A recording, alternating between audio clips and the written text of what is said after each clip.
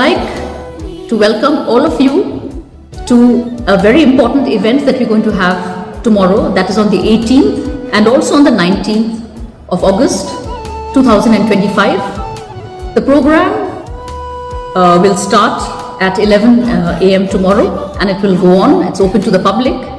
We are going to commemorate and honor our Maharaja, that is Maharaja Bir Bikramanike Bahadur of Tripura. It's his 117th birthday.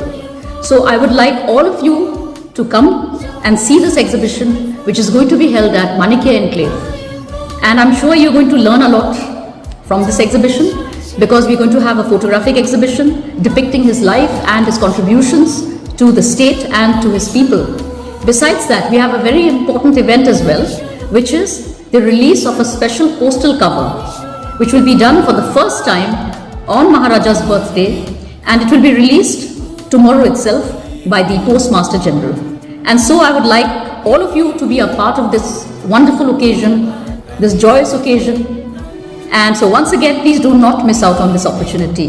There'll be lots to see, an exhibition, also a food stall and sale of souvenirs and books on Maharaja.